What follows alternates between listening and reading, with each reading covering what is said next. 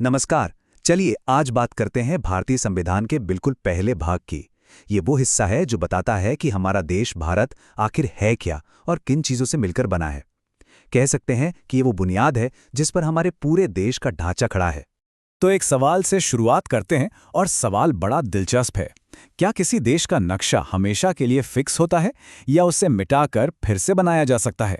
ये सवाल इसलिए अहम है क्योंकि जो पॉलिटिकल मैप्स हम देखते हैं ना, वो कोई पत्थर की लकीर नहीं होते। आज के इस विश्लेषण में हम इन 5 मुद्दों पर गौर करेंगे।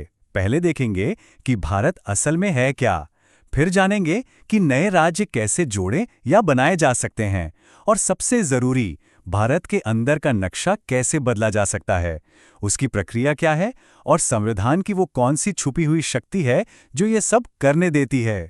तो चलिए पहले पॉइंट से ही शुरू करते हैं। भारत राज्यों का एक संघ। आखिर संविधान के हिसाब से भारत है क्या?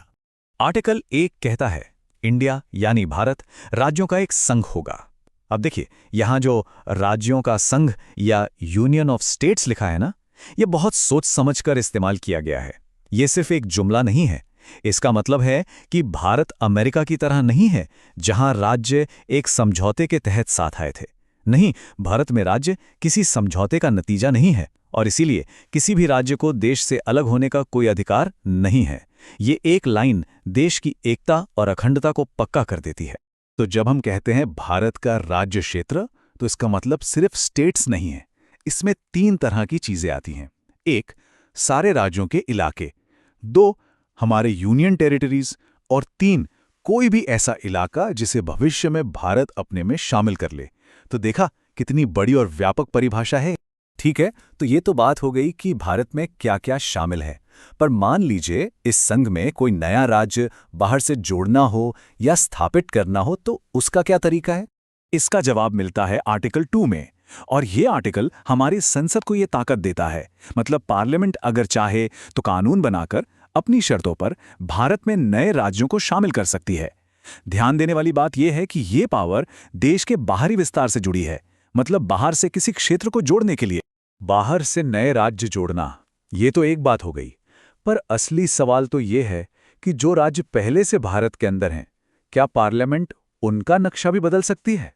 और यहीं पर संविधान की एक, कह सकते हैं, जबरदस्त पावर सामने आती है। आर्टिकल 3 ये पार्लियामेंट को 5 कमाल की शक्तियां देता है। जरा सोचकर देखिए, पार्लियामेंट एक नया राज्य बना सकती है, किसी राज्य का एरिया बढ़ा सकती है, किसी का एरिया घटा सकती है, किसी भी राज्य की बाउंड्री बदल सकती है, और यहां तक कि किसी राज्य का नाम भी बदल सकती है। मतलब पूरा का पूरा नक्शा ही बदला जा सकता है। अब सवाल यह है कि इतनी बड़ी पावर है, तो क्या इसका इस्तेमाल कभी भी कैसे भी किया जा सकता है? नहीं, इसकी एक तय प्रक्रिया है, एक प्रोसीजर है। चलिए उससे समझते हैं। तो देखिए, प्रक्रिया में कुछ चेक एंड बैलेंस है। सबसे पहले, ऐसा कोई भी बिल लाने से पहले प्रेसिडेंट की सिफारिश चाहिए होती है। फिर प्रेसिडेंट उस बिल को उस राज्य की विधानसभा के पास भेजते हैं जिसकी बाउंड्री या नाम बदला जा रहा है, ताकि वो अपनी राय दे सकें। लेकिन, और यहां एक बहुत बड़ा लेकिन है, पार्लियामेंट उस राज्य की राय मानने के लिए मजबूर नहीं है। मतलब राज्य चाहे हां बोले या ना, आखिरी फैसला तो पार्लियामेंट का ही होगा। यहां एक और टेक्निकल लेकिन बहुत जरूरी बात है। जब पार्लियामेंट किसी इलाके को बदलती है तो राज्य की परिभाषा में यूनियन टेरिटरी भी आती है। पर जब राय लेने की बात होती है तो राज्य की परिभाषा में यूनियन टेरिटरी नहीं आती। इसका सीधा सा मतलब ये हुआ कि किसी यूनियन टेरिटरी की बाउंड्री बदलने के लिए उसकी विधानसभा से पूछना जरूरी नहीं है, भले ही वहां विधानसभा हो। चलिए अब आते हैं इस पूरी कहानी के सबसे हैरान करने वाले, सबसे शक्तिशाली हिस्से पर। एक ऐसा नियम जो पार्लियामेंट को ये सारे बदलाव करने की असल ताकत देता है। ये जो भी बदलाव हैं, किसी राज्य को बनाना, उसकी बाउंड्री बदलना, इन्हें संविधान का संशोधन नहीं माना जाता। मतलब ये आर्टिकल 368 के दायरे से बाहर हैं। अब आर्टिकल 368 क्या है? ये वो तरीका है जिससे संविधान में बड़े बड़े बदलाव किए जाते हैं, और इसके लिए पार्लियामेंट में स्पेशल मेजॉरिटी यानी 2/3 वोटों की जरूरत पड़ती है, जो कि बहुत मुश्किल होता है। और ये बात कहीं छुपी हुई नहीं है, संविधान में साफ साफ लिखी है। आर्टिकल 4 क्लॉज 2 कहता है कि इस तरह का कोई भी कानून आर्टिकल 368 के हिसाब से संविधान का संशोधन नहीं समझा जाएगा। तो इसका असली मतलब क्या हुआ? इसका मतलब ये हुआ कि पार्लियामेंट किसी भी राज्य का नक्शा बदलने के लिए सिर्फ एक सिंपल मेजॉरिटी से कानून पास कर सकती है।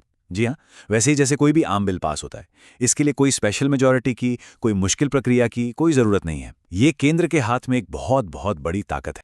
तो इस पूरी चर्चा का निचोड़ एक लाइन में है। भारत एक indestructible union of destructible states है। मतलब हमारा संघ अविनाशी है, उसे कोई तोड़ नहीं सकता, लेकिन हमारे राज्य विनाशी हैं। इसका मतलब है कि हमारे देश की एकता तो पक्की है, पर राज्यों की सीमाएं, उनके नाम, यहां तक कि उनका वजूद भी परमानेंट नहीं है। पार्लियामेंट जब चाहे उन्हें बदल सकती है। तो आखिर में एक सवाल पर सोचते हैं, ये पावर देश को वक्त के साथ बदलने की सहूलियत तो देती है, जैसे हमने देखा भाषा के आधार पर राज्य बने या फिर झारखंड और तेलंगाना जैसे नए राज्य बने। लेकिन सवाल ये है कि ये पावर केंद्र और राज्यों के बीच के पावर बैलेंस को, उनके शक्ति संतुलन को किस तरह से प्रभावित करती है। इस पर सोचिएगा जरूर।